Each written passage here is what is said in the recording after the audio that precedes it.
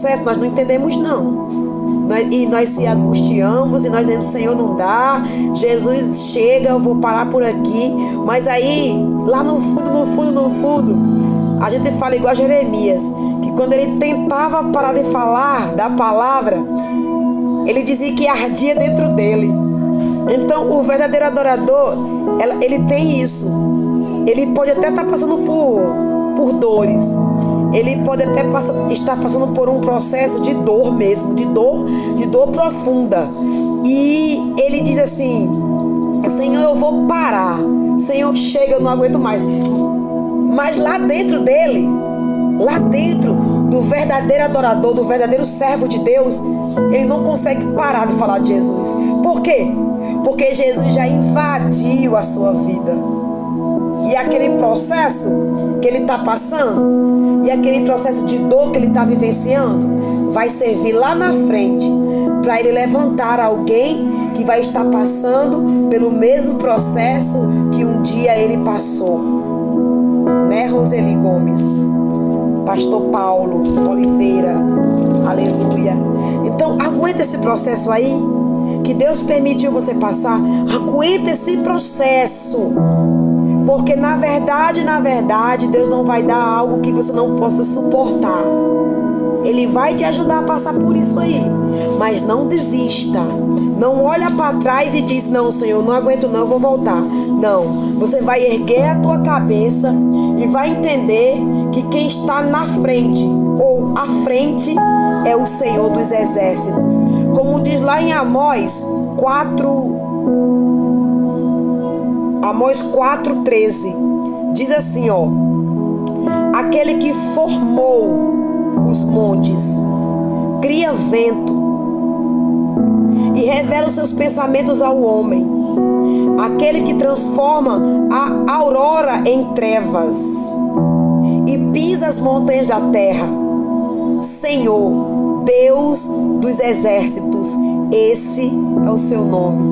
Esse é o Deus que nós servimos. O nome do Deus que nós servimos é Senhor, Deus dos exércitos. E você não está sozinha nesse processo. Por mais que você olhe e não consiga perceber, o nosso amado Deus não nos abandona.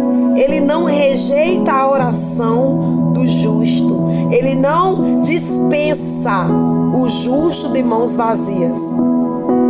Mas o processo, se você se atentar a ele, você não consegue se atentar ao que Deus está fazendo com você e com outras pessoas através desse processo. Porque muitas das vezes o processo ele é tão doloroso, ele nos causa tanta angústia que nós não conseguimos perceber que na verdade o que veio para nos derrubar está nos reconstruindo,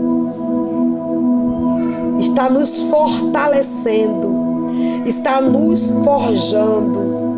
Aquilo que aos olhos humanos, aos olhos carnais, muitos diziam assim: dessa ela não escapa, dessa vez ela deixa Jesus, dessa vez ela abandona o barco. Mas aquela pessoa que falou aquilo, ela começa a perceber que cada vez que você está afligida, cada vez que você está desanimada, cada vez que você está entristecida, mais você busca a face de Deus. E as pessoas não percebem que o cristão ele vive do que crê e não do que ele vê.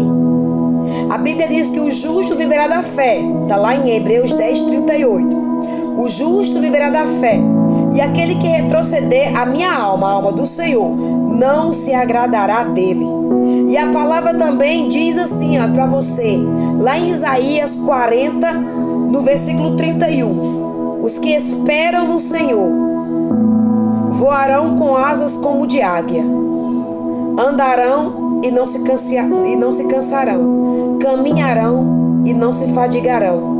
Querido, quem espera no Senhor recebe auxílio, recebe o sustento, recebe o renovo. Só não olha para trás não. Não fica preso no que fizeram, não fica preso no que aconteceu, não fica preso naquilo que doeu doeu. Não, olha para frente. Jesus, o que o Senhor quis me mostrar com isso? O que o Senhor quis me ensinar com isso? Aprenda uma coisa, que tudo que acontece na nossa vida é para que a gente venha vencer algo lá na frente, ou ensinar alguém lá na frente, ou que nós precisávamos daquilo para nos tornarmos fortes. Cristão não se abate não, querido. Eu não estou dizendo para você que quando a notícia ruim vier, ou quando nos machucarem, ou quando faltar alguma coisa na nossa vida, nós não temos que fingir ser fortes e não chorar e dizer assim, não, eu sou forte, Deus é comigo. Não, você tem o direito de chorar. Neemias chorou. Quando chegaram para Neemias e disseram assim, Neemias, aleluia, o lugar onde teus antepassados estão enterrados está em ruínas, os portões queimados, os muros fendidos, está em total desgraça, em total miséria. A Bíblia diz que Neemias, ele sentou, chorou e lamentou.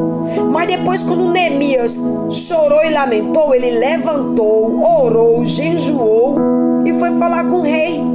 Então, o momento de você chorar, o momento de você se entristecer, o momento de você lamentar um acontecimento, é um direito teu.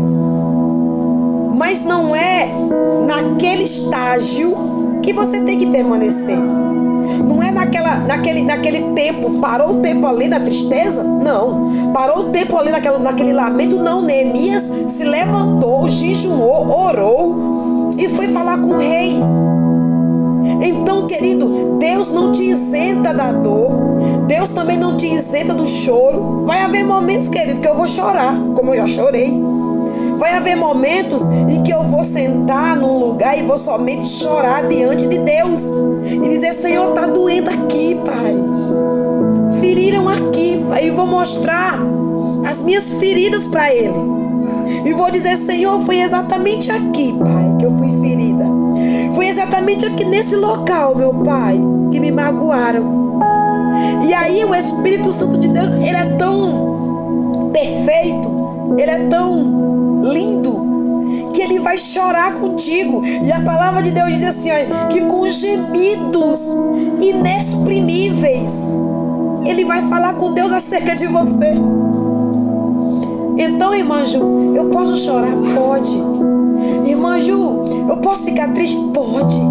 Mas não para nesse estágio. O tempo de choro, a Bíblia diz que, aleluia, que o choro pode durar uma noite. Querida, é uma noite, não são 2, nem 3, nem 4, nem 5. E eu não estou falando, deixa eu só explicar para os irmãos.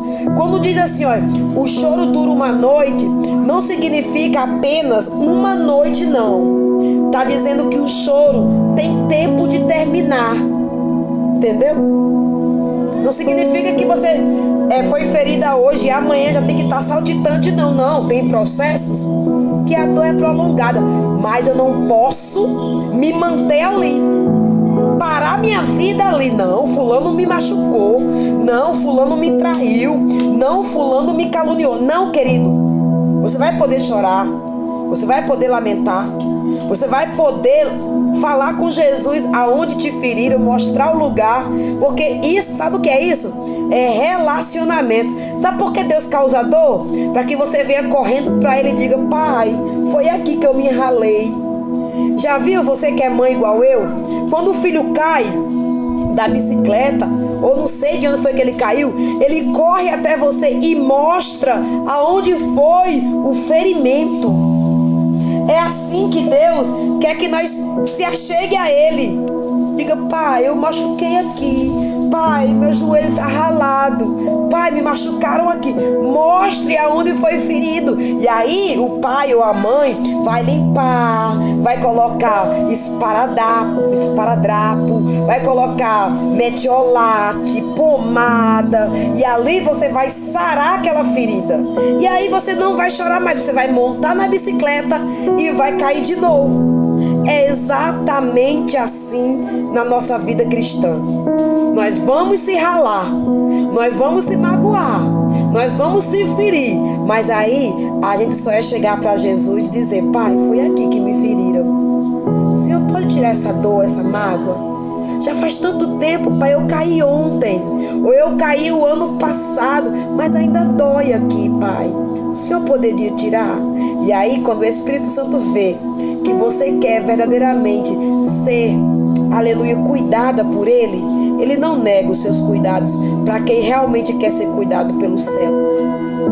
Quando nós dizemos assim: Senhor, eu já estou pronta para outra, mas Ju, eu não quero estar sofrendo não. Mas infelizmente a nossa vida aqui na terra vai ser de altos e baixos. Mas Ju, por que Deus permite a gente viver assim, altos e baixos? Porque se a gente viver somente no bem bom, a gente esquece dele. Mas quando nós caímos e se ralamos, aí a gente corre para papai. Papai, caí de novo. E aí ele nos ensina a levantar, nos ajuda a levantar, nos segura pela mão e diz: força, você consegue. Você é meu filho, eu sou contigo. Aguenta essa dor, vai passar. E eu vou te ajudar a suportar. Eu vou te ajudar a suportar isso. Porque quando Paulo foi abandonado, ele disse que queria a visita dos irmãos, mas ninguém foi vê-lo na sua audiência. Ninguém foi, queridos. E Paulo tinha pessoas que diziam: Paulo, tô contigo, Paulo. Paulo, onde tu for, vou contigo falar de Cristo. Mas houve um momento em que todo mundo... Cadê os amigos de Paulo? Cadê os amigos de Jesus quando ele foi crucificado? Quem estava lá perto dele era a mãe e algumas outras pessoas. Mas os amigos, os discípulos, todos fugiram. Então, querido, entenda: vai haver momentos na tua vida que você vai olhar para um lado e para o outro e não vai ver ninguém.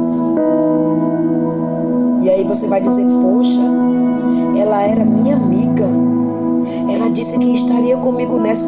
Mas e se Deus não quis que ela estivesse com você? E se é um tratamento só entre você e Deus? Mas a gente quer culpar a pessoa. Ela é uma falsa, me deixou no meu pior momento. Talvez seja Deus dizendo assim: ei, esse ensinamento aí sou eu que vou te dar. Eu não quero você com ninguém, eu quero só você e eu. Tá entendendo, queridos? Que tem processos que é você e Deus, que você vai procurar um ombro para chorar e não vai encontrar. E não é porque a pessoa que disse que estaria do teu lado é falsa ou te abandonou, não. Não, peraí. Talvez você tem que saber discernir os seus momentos. Talvez Deus queira que você passe esse processo sozinha, você e Ele. Sabe por quê, querido? Porque nós temos a triste mania de, quando nós estamos passando por algum tipo de processo, nós queremos contar para todo mundo. Queremos contar para nossa mãe, para o nosso marido, para os nossos filhos, para os nossos vizinhos, para os nossos amigos mais chegados, para os nossos irmãos em Cristo, nosso pastor. E esquecemos de falar com Deus, que é o Supremo, que é a autoridade máxima acima de todos. Mas nós queremos tanto aquele momento assim eu sou assim, querido. Eu não vou mentir pra você que eu gosto de receber conselhos de alguém, que eu gosto de receber abraço quando eu tô passando por algum processo. Eu gosto disso. Mas o Senhor me ensinou um tempo que eu tenho que contar somente com Ele. Eu não tenho que contar com mais ninguém. E eu não tenho que culpar porque me abandonaram. Eu não tenho que culpar nem A nem B porque eu tô passando um processo e ninguém tá comigo. Não. Eu tenho o Espírito Santo de Deus e isso basta. A palavra do Senhor diz que Paulo disse assim para ele, ó. Paulo estava falando com o Senhor sobre um espinho na carne, pedindo para o Senhor tirar aquele espinho dele. E aí o Senhor fala para Paulo: Paulo, a minha graça te basta. E ali, quando eu leio aquilo, eu percebo que às vezes, em alguns momentos da nossa vida, Deus está dizendo assim para nós: ei, a minha graça te basta. Mas eu queria tanto falar para fulano, eu queria tanto, ela é mulher de Deus. É mulher de Deus, é sim mulher de Deus. Mas Deus está dizendo assim: ei, a minha graça te basta. Tem processos, querido, que infelizmente, querido, eu tenho que lhe dizer que é só nós e Ele. Que é só nós e o Senhor. Porque se nós formos contar para alguém, talvez aquele alguém não entenda. Por quê? Não porque a pessoa não esteja preparada. Não, é porque Deus quer que você passe esse processo somente você e Ele. E isso vai servir para que lá na frente você possa abrir a boca e dizer como Paulo: eu aprendi com Cristo. Eita glória! Paulo abriu a boca e disse que aprendeu com Cristo. E isso é maravilhoso. Deus está te ensinando aí, você sozinha. Você que tem dito assim: poxa, eu estou passando por esse processo e ninguém se importa comigo. Ei, querido, as pessoas não te abandonaram, não. As pessoas não te abandonaram. É Deus dizendo para você: ei, a minha graça te basta. Seja forte, corajoso, não temas e nem te desanimes. Sabe, querido, eu passei um processo no Rio de Janeiro e eu louvo a Deus. Eu louvo a Deus hoje por eu entender, né? Pelo Espírito Santo ter feito eu enxergar que era Ele podando os meus galhos. Era o Senhor podando os meus galhos, tirando as folhas secas, para que eu viesse frutificar. Porque, querido, se você pegar uma árvore, você que é carpinteiro não, jardineiro, se você pegar uma planta e apenas plantar, e você não regar, e você não podar, e você não tirar as folhas secas, quando você for olhar aquela planta, ela está feia, ela está sem vigor, ela está sem vida, ela não dá flores, ela não dá frutos. Aí o Senhor, aleluia, nos faz uma comparação com uma planta. Ele vai lá e corta aquilo que é desnecessário em nós. Ele vai tirando as folhas que já estão secas. Para quê? Para que a gente venha florescer. A árvore que não é podada, a árvore que não é cuidada, ela tende a morrer. Uma árvore que não é regada, uma árvore que não é limpa, ela tende, aleluia, a morrer. E Deus não quer que nós morramos. Deus quer que a gente frutifique. Deus quer que eu e você demos frutos para Ele. Mas a gente não entende o processo da dor. A gente não entende o porquê está doendo. E eu passei um processo e eu vou contar para você um pequeno trecho. Porque o que eu quero falar aqui é a palavra. Mas a palavra se cumpriu em mim. Quando eu logo me converti, eu tinha a mania de dizer assim: meu Deus, eu quero tanto ser usada por Ti, Pai. Ai, meu Senhor, meu sonho é ser usada por Ti. Mas a gente acha que o ser usada por Deus é cantar a coisa mais linda, é pregar e o fogo descer, é evangelizar e sabe, ganhar um monte de alma para o reino. Não. Lembra do louvor que diz assim: como um farol, de Aline Barros, como um farol que brilha à noite, como flecha. Peraí, que eu vou botar aqui a letra. Eu sei que vocês sabem esse louvor. Ó, preste atenção. Preste atenção na letra desse louvor. E eu dizendo assim, ó. A letra do louvor fala assim: como um farol que brilha à noite, como ponte sobre as águas, como abrigo no deserto, como flecha que acerta o alvo. E eu dizia: ai, meu Senhor, eu quero ser usada por Ti. Ai, meu Deus do céu, eu quero ser usada. Não, Espírito Santo, me usa, me usa, me usa. E eu pedia todo culto e todo dia dentro da minha casa: Senhor, me usa. Só que pra gente ser usado, a gente precisa ser o quê? Preparado. E o preparo de Deus não é como a gente acha que é. A gente acha que o quê? A gente jejua, ora, lê a Bíblia, se consagra e tudo vai bem. Isso aí, Alessandra, como um farol que brilha à noite, como ponte sobre as águas, como como abrigo no deserto, como flecha que acerta o alvo. E eu fiquei naquela neura de pedir ao Espírito Santo para me usar. E aí, querido, o Espírito Santo de Deus me usou. Só que não foi da maneira que eu achei que era. E eu tive que passar pelo preparo. Sabe quando você vai ocupar um cargo, aí a empresa te dá um treinamento? Pronto. Foi assim que aconteceu. Eu ia ocupar um cargo e Deus me deu o treinamento. Só que o treinamento era árduo. O treinamento era cansativo. O treinamento doía. O treinamento me fazia chorar. O treinamento me fez passar noites e noites sem dormir. E eu achava o quê? Não, a culpa é de A e a culpa de B. Não, querido, a culpa nem era de A, nem era de B. Era o Espírito Santo te correspondendo a uma oração que você fez quando disse: Senhor, eis-me aqui. Muitos de nós dizemos: eis-me aqui, mas quando o treinamento vem para que você ocupe o cargo, a gente quer, correr. Só que aí, querido, não. Nós não temos que correr, não. Senhor, qual é o treinamento? É esse. Amém. Tá comigo, Jesus? Estou, então vamos.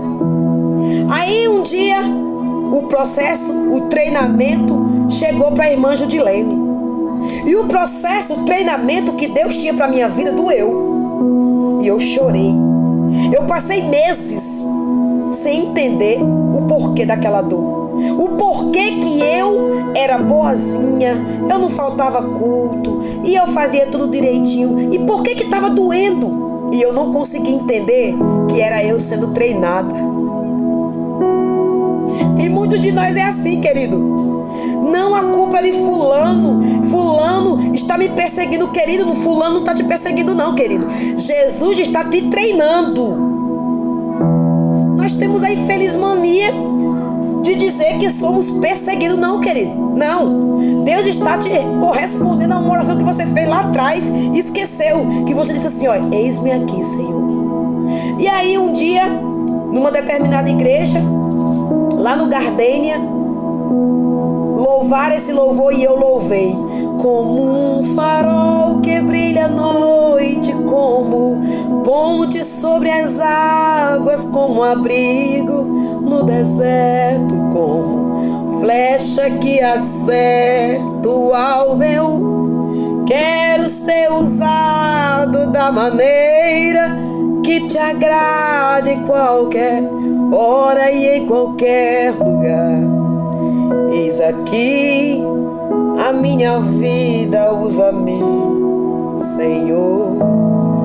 Aí o pregador falou algo que até hoje vai fazer mais de 10 anos que esse pregador falou isso, mas penetrou dentro de mim, que até hoje eu estou aqui diante de vocês para falar o que o pregador disse. Aí o pregador falou assim: vocês acabaram de louvar como um farol que brilha à noite. Vocês sabem onde fica o farol? E eu: onde? O farol fica num monte. O farol fica sozinho. O farol é solitário. O farol tem que brilhar para guiar o caminho do barco. E muitas das vezes o farol está lá sozinho, não tem ninguém, mas ele tem que brilhar. Eita glória! Aleluia! O farol tem que brilhar. Não importa se você está sozinho, se está doendo, se está longe, se não tem ninguém por perto, você tem que brilhar para guiar alguém. E eu disse: meu Deus do céu.